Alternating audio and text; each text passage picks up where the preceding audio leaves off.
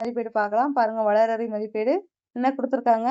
உலகில் பிறப்பெடுத்தேன். அடிக்கோடிட்ட சொல் யாரை குறிக்கிறது அப்படின்னா, உலகில் பிறப்பெடுத்தேன் யாரை குறிக்கிறது? பாடல் ஆசிரியரை தான் குறிக்குது. ஆவி கலந்தவளை அடிக்கோடிட்ட சொல்லியிருக்கான பொருள். இந்த ஆவினா உயிர். நமது மாநில மரம் என்னது? பனைமரம். மாநில மலர் செங்காந்தள். சொல்லில் விளையாட சொல்லி தந்தவள் யார்? தமிழ் அன்னை தான் சொல்லில் விளையாட சொல்லி தந்தவளே அப்படின்னு சொல்லி காமராசன் அவர்கள் பாடியிருப்பார். அடுத்து பொருந்தாத இணையை தேர்ந்தெடுக்க. எது பொருந்தாதுன்னா கலந்தவளே அன்னை. மத்ததுல பாத்தீங்கன்னா ரைமிங் இருக்கும் ஒரே மாதிரி. உன்னை, என்னை, உனது, எனது, வளர்ப்பவளே, தந்தவளேன்னு சொல்லிட்டு. இது ரெண்டு மட்டும்தான் வேற வேற மாதிரி இருக்கும். அடுத்து பாருங்க வேறுபட்ட சொல் எது அப்படின்னு கேட்டிருக்காங்க. நரி. பாருங்க ஏன்னா பரி, புறவி, குதிரை எல்லாமே எதை குறிக்கும்? குதிரையை தான் குறிக்கும். நரி தான் வேறுபட்ட சொல். அடுத்து சரியான இணையை தேர்ந்தெடு அப்படின்னு சொல்லி கேட்டிருக்காங்களா? இதுல சரியான இணை எதுன்னு பாத்தீங்கன்னா, மாநில விளையாட்டுன்றது கபடி, மாநில பாடல் வந்து தமிழ் தாய் வாழ்த்து. மற்றதெல்லாம் தப்பு தப்பா கொடுத்துருப்பாங்க. அடுத்து பொருந்தாத சொல்லை தேர்ந்தெடுக்க அப்படின்னா பலா ஓலை. என்னது? பலா ஓலைன்னு சொல்லி வராது. சரிங்களா? திணைத்தாள் கரெக்ட், முருங்கை பிஞ்சு, கேழ்வரகு தட்டை இதெல்லாம் கரெக்ட். பலா ஓலைன்றது தவறு. நமக்கு தவறான பொருந்தாத சொல் தானே கேட்டிருக்காங்க, அதனாலதான் இது. அடுத்து பாருங்க, நித்யா தன் நண்பர்களுடன் விளையாடினாள். இத்தொடரில் உள்ள பால் வகைகள் என்னென்னதுன்னா, நித்யா என்பது பெண் பால், நண்பர்கள் அப்படின்னா பலர்பால். இதுதான். சரிங்களா? பெண் பால், பலர்பால். அடுத்து பொருத்தமான நிறுத்த குறியீட்டு எழுதுக. பாருங்க என்ன கொடுத்துருக்காங்க. இதுவா, இதுதான் பனம் பழம். இதுவா கொஸ்டின், இதுதான் பனம் பழம் ஃபுல் ஸ்டாப். சரிங்களா? அடுத்து இது என்ன மாற்றம்? நம்ப முடியவில்லையே. இது என்ன மாற்றம்னா கொஸ்டின் டைப், அதனால கொஸ்டின் மார்க். நம்ப முடியவில்லைன்னா ஆச்சரியக்குறி. சரிங்களா? அடுத்து ஒத்த ஓசை சொற்களை உருவாக்கி எழுதுக. மனம் அப்படின்னா பணம். எண்ணில், உன்னில், கொடுத்தவளே, எடுத்தவளே, எனக்கு, உனக்கு. சரிங்களாப்பா? அடுத்து சரியான விடையை தேர்ந்தெடுத்து எழுதுக. எது அப்படின்னு பாத்தீங்கன்னா, வாழைன்னா என்னன்னு சொல்லுவோம்? வாழை இலை. ஆமா தானே? அடுத்து கம்பு, கம்பந்தட்டை, புல் தாள், பனை ஓலை. சரிங்களா? அப்ப இந்த ஆப்ஷன் தான் சரி. அடுத்து பாருங்க, தொடரில் உள்ள வா வரிசை சொற்களை அகர வரிசைப்படுத்தி எழுதுக. இங்க வா வரிசை சொற்களா இருக்கா பாருங்க. அத நம்ம எப்படி எழுதுனா வா, வா, வி, வி அந்த மாதிரி நம்ம எழுதணும். சரிங்களா? அந்த மாதிரி எழுதலாமா? பாருங்க, வளவன், வாகனத்தில், விளையாட்டு, வீட்டிலிருந்து, வெளியூர், வேண்டி. இங்க வெளியூர், வேண்டி. பாருங்க வா, வா, வி, வி, அடுத்து வே, வே. இப்ப அகர வரிசைப்படி நம்ம எழுதியாச்சு. அடுத்து பாருங்க, பால் வகைகளுக்கு ஏற்ப பெயர்களை அட்டவணைப்படுத்துக. பாருங்க இங்க என்ன கொடுத்திருக்காங்கன்னா, ஆதரன் தன் நாய்க்குட்டியுடன் படகில் ஏறி தன் தங்கையை பார்க்க சென்றான். செல்லும் வழியில் ஆற்றில் மீன்கள் துள்ளி குதிப்பதை பார்த்தான். இதுல என்னென்ன பால்னா, ஆண் பாலுக்கு ஆதிரன் இருக்கு, பெண் பாலுக்கு தங்கை, ஒன்றன் பால் நாய்க்குட்டி இருக்கு, பலவின் பால்னா மீன்கள். சரிங்களா?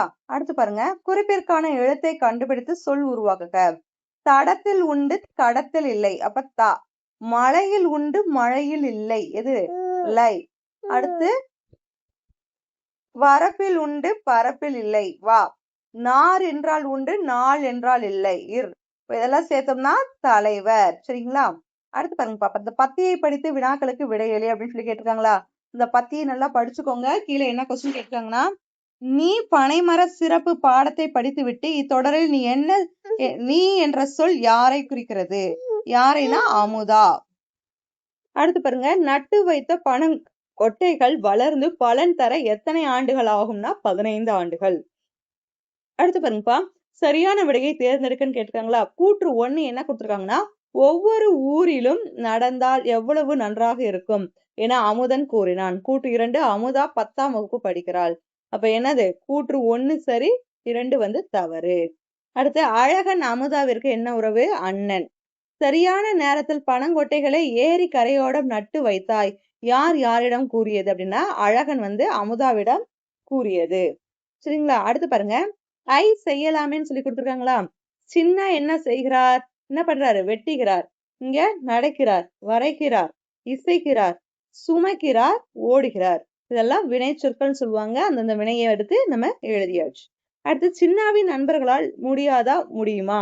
என்னால் நீந்த முடியாது, பறக்க முடியும். பறவை. அடுத்து என்னால் பறக்க முடியாது, ஓட முடியும். விலங்கு. என்னால் நடக்க முடியாது அசைய முடியும் மரம். என்னால் நீந்த முடியாது ஆட முடியும் மயில். என்னால் பறக்க முடியாது நீந்த முடியும் மீன். சரிங்களா? ஒவ்வொருத்தவங்களுக்கும் எல்லாருக்குமே எல்லாமே வராது.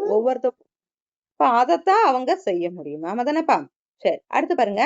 சின்ன எழுதியதில் பிழை இருந்தால் திருத்தி உதவுங்களேன். பாருங்க, கருமேகம் திரண்டது, மழை பெய்யும் போல் இருந்தது. சிந்தும், மழைனா சிந்தாது, பெய்யும். அடுத்து, பறவைகள் தங்கள் கூடுகளை நோக்கி விரைவாக பறந்து கொண்டிருந்தன. பறவைகள் ஊர்ந்து சென்று கொண்டிருந்தன இருக்கு, ஆனா பறந்து.